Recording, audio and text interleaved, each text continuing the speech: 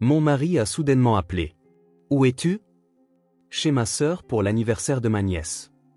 Sors maintenant avec notre fille. Pourquoi? Fais-le tout de suite. Sa voix urgente m'a fait attraper ma fille et courir vers la porte. Au moment où je suis monté dans la voiture, j'ai vu quelque chose d'incroyable. Avant de commencer l'histoire, n'oubliez pas de laisser un like et de vous abonner à la chaîne pour voir plus d'histoires comme celle-ci. Nous vivions nos jours heureux et ordinaires dans un quartier résidentiel tranquille en banlieue de Boston. Du moins, c'est ce que je croyais. Je m'appelle Emily. Je suis graphiste et je travaille à domicile. Le matin, je me fais un café et je commence à travailler à mon bureau dans le salon. Par la fenêtre, je peux voir notre petit jardin. C'était l'automne et le feuillage était magnifique. Mon mari, Michael, quitte la maison à 7 heures tous les matins et rentre généralement tard le soir. Dernièrement, il faisait plus d'heures supplémentaires que d'habitude et devait parfois prendre des appels même le week-end. Je ne savais pas grand-chose de son travail. Chaque fois que je posais des questions, il balayait le sujet d'un rire évasif. Nous avons une fille de 8 ans nommée Lily. Elle est brillante et sociable, avec beaucoup d'amis à l'école. Mais récemment, j'avais l'impression que quelque chose avait changé. Elle avait commencé à se réveiller en pleurant au milieu de la nuit plus souvent. Lorsque je me précipitais dans sa chambre, je trouvais Lily trempée de sueur et tremblante. « Maman, j'ai fait un rêve effrayant. » « Quel genre de rêve ?» Lily se contentait de secouer la tête et refusait d'en parler. Je serrais ma fille dans mes bras et lui frottais doucement le dos. Les enfants font tout le temps des cauchemars. C'est ce que je me disais. Ma sœur cadette, Jessica, est mère au foyer. Elle est mariée à David depuis 5 ans. J'avais entendu dire que David travaillait dans le département marketing d'une grande entreprise. Ils ont une fille de 6 ans nommée Sophie, qui est la meilleure amie de Lily. La maison de Jessica se trouve à environ 30 minutes de route de la nôtre, dans un quartier huppé, bien plus grand et plus beau que notre logement. « Emily, es-tu libre samedi prochain ?» Un après-midi, Jessica m'a appelé. Sa voix était toujours vive et joyeuse. « Samedi. Oui, je suis disponible. J'organise une fête d'anniversaire pour Sophie. S'il te plaît, viens avec toute la famille. Michael aussi, et Lily, bien sûr. C'est merveilleux. Lily va être ravie. Je prévois de faire quelque chose de vraiment spécial. J'ai engagé des traiteurs et nous installons un immense château gonflable dans le jardin. Les enfants vont adorer. » Après avoir raccroché, j'ai vérifié le calendrier. Je ne connaissais pas l'emploi du temps de Michael, mais il devrait être libre un week-end. Ma relation avec ma sœur était bonne. En fait, Jessica représentait tout pour moi. Après la mort prématurée de nos parents, nous nous étions soutenus mutuellement. Voir sa famille heureuse me rendait heureuse aussi. Mais il y avait une chose qui me dérangeait. Dernièrement, Jessica me contactait de plus en plus fréquemment. « Veux-tu que je prenne Lily pour le week-end ?» Sophie adorait. « Et si tu laissais Lily dormir chez nous pendant les vacances ?» J'appréciais la gentillesse de ma sœur, mais pour une raison que j'ignorais, je déclinais sans cesse ses invitations. Je ne comprenais même pas pourquoi. J'avais simplement ce sentiment très fort que je ne voulais pas laisser partir Lily. Ce soir-là, Michael est rentré à la maison. C'était plus tôt que d'habitude. Alors qu'il enlevait ses chaussures dans l'entrée, il m'a regardé et a souri, mais son sourire semblait un peu fatigué. « Bon retour. Tu es en avance aujourd'hui. »« Oui, pour une fois. » Michael est entré dans le salon et s'est assis sur le canapé. Il a sorti son smartphone et a fixé l'écran. Il faisait ça très souvent ces derniers temps. Il vérifiait constamment son téléphone pendant les repas, en regardant la télévision, tout le temps. C'est quelque chose d'important? Non, je vérifie juste des trucs de boulot. Pendant que je préparais le dîner, je lui ai parlé de l'invitation de ma sœur. Samedi prochain, il y a la fête d'anniversaire de Sophie. Elle veut que toute la famille vienne. Michael est resté silencieux un instant. Puis il a hoché lentement la tête.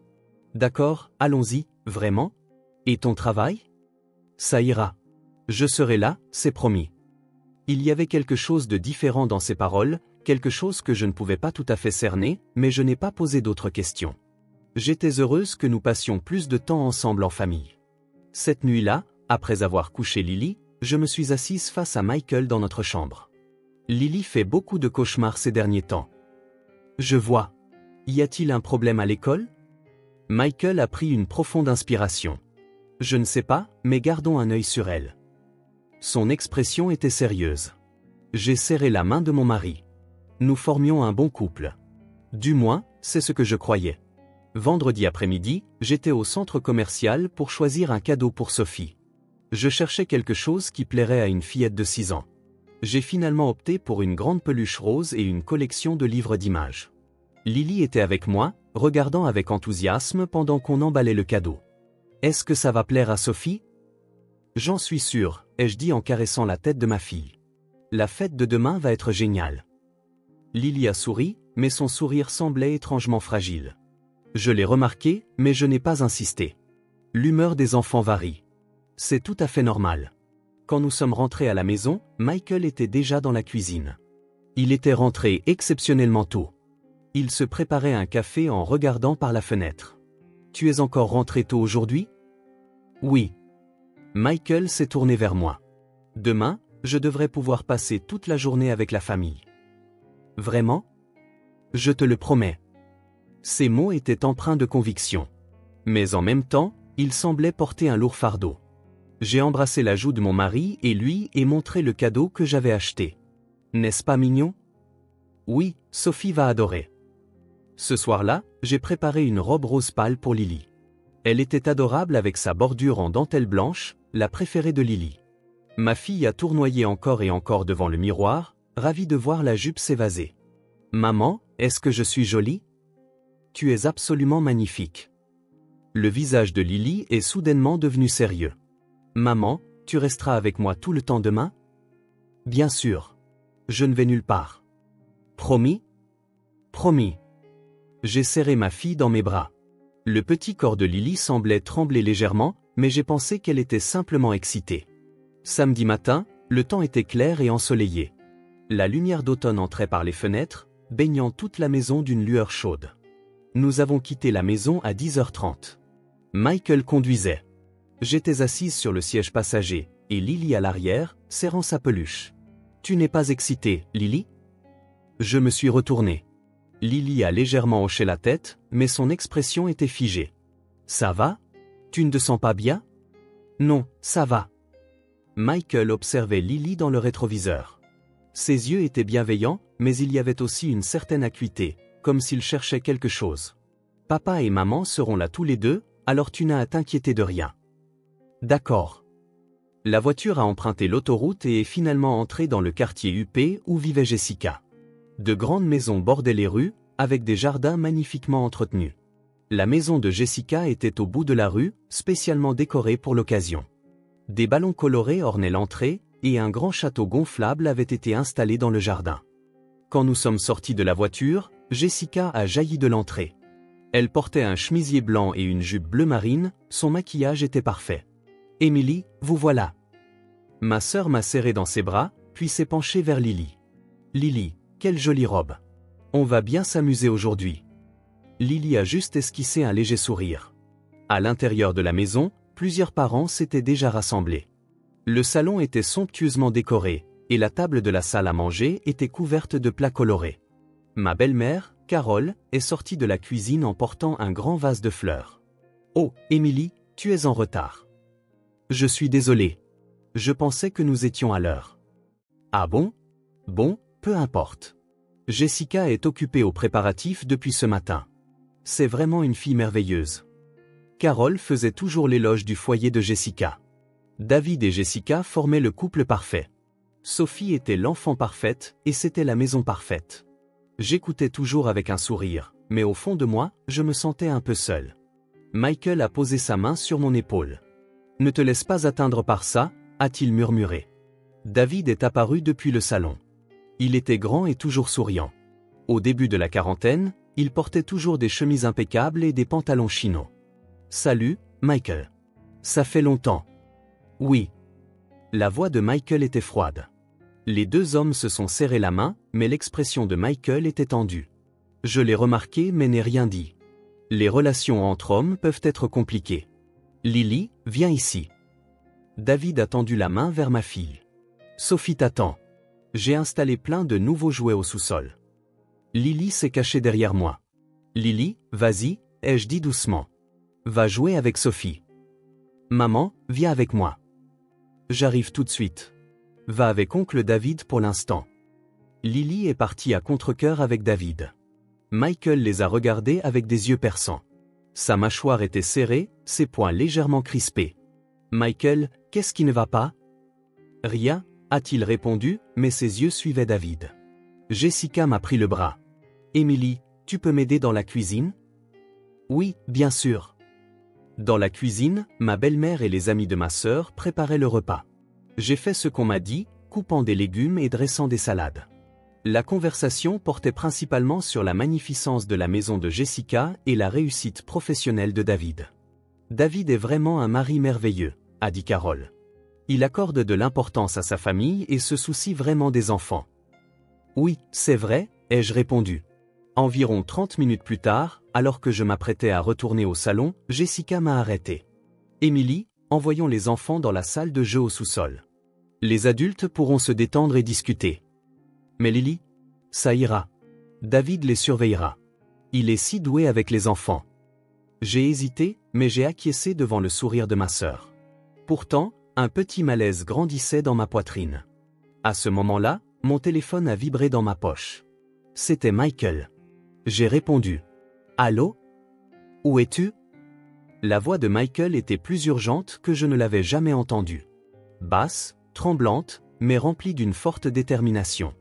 Dans la cuisine, qu'est-ce qui se passe? Prends notre fille et sors de là, tout de suite. Pourquoi, Michael? Quoi? Fais-le maintenant. Ne pose pas de questions. Prends Lily et sors de cette maison immédiatement. L'appel s'est terminé. Mes mains tremblaient. Tout le monde dans la cuisine me dévisageait. Qu'est-ce qui ne va pas? A demandé Jessica. Sans répondre, je me suis précipité hors de la cuisine. J'ai traversé le salon en courant et j'ai dévalé les escaliers menant au sous-sol. Mon cœur battait à tout rompre. Le sous-sol était sombre, les murs recouverts de ce qui ressemblait à un matériau d'insonorisation. J'entendais les voix des enfants provenant d'une pièce au fond. À bout de souffle, je me suis rué dans cette pièce. Lily et Sophie étaient assises par terre, jouant avec des poupées. David se tenait un peu à l'écart, les regardant. Quand je suis entré, il s'est retourné, surpris. « Emily, qu'est-ce qui ne va pas ?» Sans répondre, je me suis précipité vers Lily. Quand j'ai pris ma fille dans mes bras, elle m'a regardé avec une expression confuse. « Maman ? On s'en va, Lily. » Mais je suis en train de jouer. Ma voix tremblait. David s'est approché d'un pas. Il s'est passé quelque chose? Emily, calme-toi. Tenant toujours Lily, j'ai reculé. Le visage de David semblait inquiet, mais je ne pouvais plus faire confiance à rien. La voix de Michael résonnait dans ma tête. Sors maintenant. Lorsque j'ai remonté les escaliers en courant, les invités dans le salon nous ont regardés, choqués. Jessica s'est précipitée vers moi. Emily, qu'est-ce qui se passe? Qu'est-il arrivé? Je suis désolé. Nous devons partir. Mais la fête ne fait que commencer. Il y a encore le gâteau. Carole s'est levée. Son visage était rouge de colère. Emily, quelle impolitesse. Après toute la préparation de Jessica. Je suis vraiment désolé. Je me suis dirigé vers l'entrée. Jessica m'a attrapé le bras. Attends, dis-moi au moins pourquoi. J'ai regardé ma sœur dans les yeux. Il y avait de la confusion et de la peine. Mais je n'avais pas le temps d'expliquer. La voix de Michael primait surtout. Je suis sincèrement désolé. Je t'appellerai plus tard. Je me suis dégagé de l'emprise de ma sœur et j'ai ouvert la porte d'entrée. L'air extérieur m'a frappé le visage. Lily a enfoui son visage dans mon épaule, pleurant doucement. La distance jusqu'à la voiture me parut une éternité. Ma voiture était garée de l'autre côté de la rue. En courant, j'ai entendu la voix de ma sœur derrière moi. « Emily, attends !» Mais je n'ai pas regardé en arrière. J'ai atteint la voiture, ouvert la portière arrière et installé Lily à l'intérieur. Puis j'ai sauté sur le siège conducteur et démarré le moteur. Mes mains tremblaient si fort que j'ai mis du temps à insérer la clé. À ce moment-là, j'ai entendu des sirènes au loin. Au début, c'était un son léger, mais il s'est rapidement intensifié, se rapprochant. Pas un seul véhicule, mais plusieurs voitures. J'ai regardé dans le rétroviseur. Du bout de la rue, 3 voitures de police fonçaient vers nous. Les voitures de police se sont arrêtées dans un crissement de pneus devant la maison de ma sœur. Les gyrophares rouges et bleus tournaient, déchirant le calme après-midi du quartier résidentiel. Les portières se sont ouvertes et des officiers en uniforme en sont sortis. 6, non, 8 d'entre eux. Et de la dernière voiture, Michael est descendu. J'ai eu le souffle coupé. Michael portait une veste bleu foncé avec un insigne à la hanche. Il a parlé avec les officiers, puis a commencé à marcher vers la maison. Ses mouvements étaient rapides, assurés. Était-ce un rêve? Je me suis pincé la joue. Ça faisait mal. C'était bien réel. Jessica et Carol se tenaient à l'entrée. Toutes deux semblaient abasourdies, fixant les policiers. Un officier a dit quelque chose à Jessica. Ma sœur a secoué la tête et a crié quelque chose, mais j'étais trop loin pour entendre. Michael et plusieurs officiers sont entrés dans la maison. Je suis resté dans la voiture, agrippant le volant, incapable de bouger. Lily pleurait sur la banquette arrière. Maman, j'ai peur. Ça va. Papa est là. Mais j'avais peur, moi aussi. Je n'avais aucune idée de ce qui se passait. Quelques minutes plus tard, Michael est sorti de la maison avec deux officiers, et entre eux se trouvait David. David avait les mains menottées. Son visage était blême, et il criait quelque chose. Jessica a hurlé. Elle a tenté de courir vers David, mais une policière l'a arrêtée. Carol s'est effondrée sur les marches du perron, le visage entre les mains. Des voisins sortaient de leur maison, observant à distance. Une mère tenant un enfant, un vieil homme promenant son chien, un jeune homme qui faisait son jogging. Tout le monde s'est arrêté pour contempler cette scène anormale. David a été poussé dans une voiture de patrouille. Un instant, ses yeux se sont tournés vers ma voiture. Il y avait de la colère dans son regard. Non, plus que ça, de la haine et de la peur. Michael s'est dirigé vers ma voiture. Son expression était dure, fatiguée, mais il y avait aussi du soulagement. Il a ouvert la portière du côté conducteur et m'a regardé. « Ça va? Michael, qu'est-ce que c'est que tout ça? Je t'expliquerai plus tard. Pour l'instant, partons d'ici. Mais Jessica, la police s'occupera d'elle. Toi et Lily devez partir d'ici tout de suite. » Michael a regardé sur la banquette arrière et a parlé doucement à Lily. « Lily, c'est papa. Tout va bien maintenant. » Lily a légèrement hoché la tête à travers ses larmes. Michael a posé sa main sur ma joue. « Tu as été courageuse. Tu as bien fait. Je ne comprends rien à tout ça. Je sais, mais fais-moi confiance pour le moment. Toi et Lily êtes en sécurité. C'est le plus important. » Devant la maison de ma sœur, le chaos régnait toujours. Jessica s'était effondrée par terre, pleurant violemment. Carol parlait à une policière, mais jetait de temps en temps un regard furieux dans notre direction. Une autre patrouille emmenant David est partie, sirène hurlante. Michael m'a tapoté légèrement l'épaule. « Rentrons à la maison. Je t'expliquerai tout là-bas. » « Et Sophie? Est-ce que Sophie va bien? » L'expression de Michael s'est assombrie. « Les services de protection de l'enfance sont là. Elle sera protégée, elle aussi. » Les mains tremblantes, j'ai démarré le moteur. Avant de partir, j'ai regardé une dernière fois la maison de ma sœur. Jessica s'était relevée et regardait dans notre direction. Ses yeux étaient remplis de larmes, son expression pleine de confusion et d'incompréhension. Je ressentais la même chose. Que s'était-il passé? Pourquoi Michael était-il avec la police?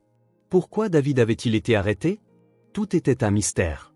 Mais une chose était certaine. Michael nous avait protégés, avait protégé notre fille, et la raison devait être bien plus grave que je ne pouvais l'imaginer. La voiture a quitté le quartier résidentiel tranquille pour rejoindre la route principale. Dans le rétroviseur, je voyais la maison de ma sœur rapetissée.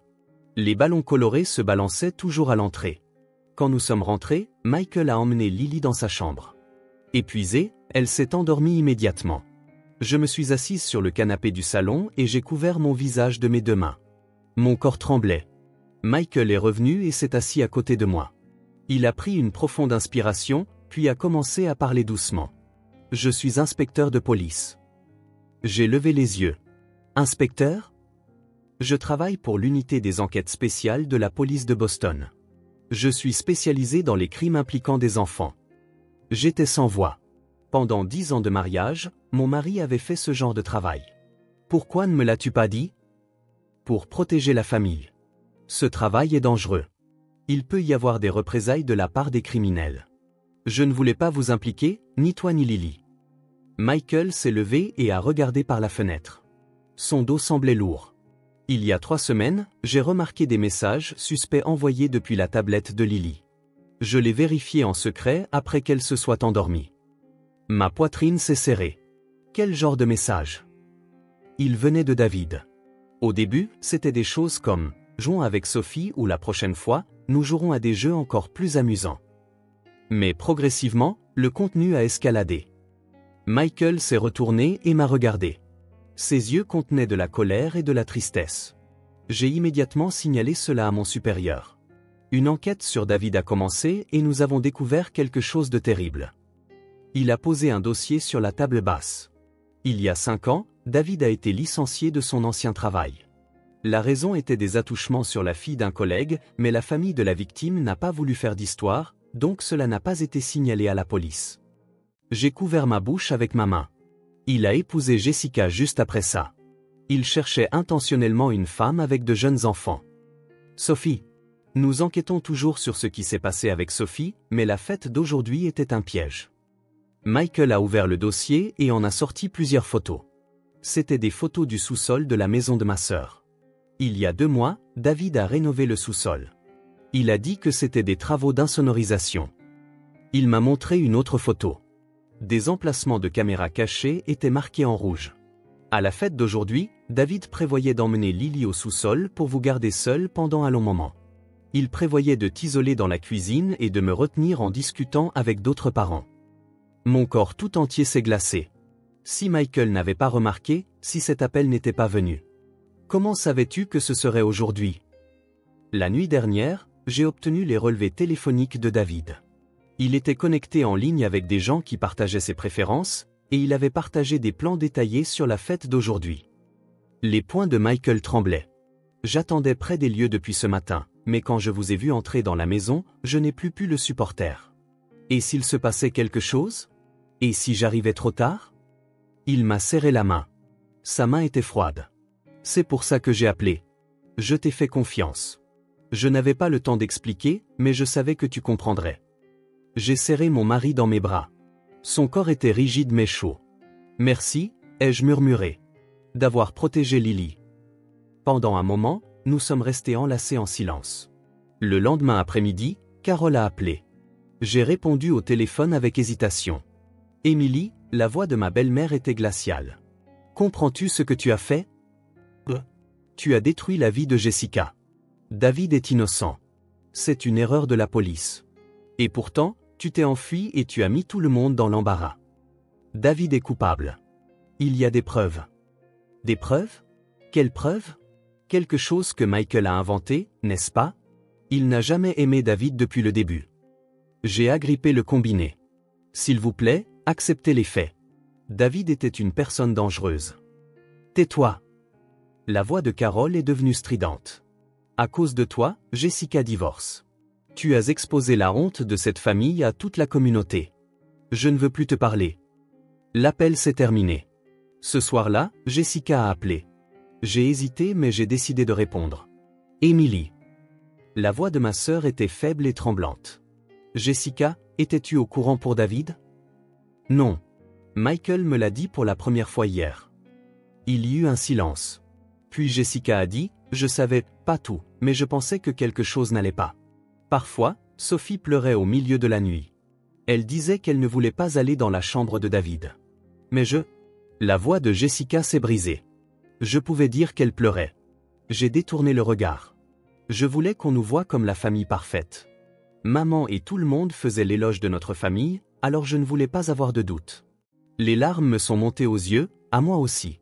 Jessica, ce n'est pas ta faute. Non, ça l'est, s'est écriée ma sœur. C'est de ma faute. En tant que mère, je n'ai pas protégé ma fille et je t'ai blâmé. Hier, avec maman, je t'ai critiqué. C'est bon maman, Émilie. Je suis désolé. Je suis tellement désolé. Au téléphone, nous avons pleuré ensemble pendant un moment. Cette nuit-là, quand Michael est rentré du travail, il m'a serré dans ses bras. L'interrogatoire de David a eu lieu aujourd'hui.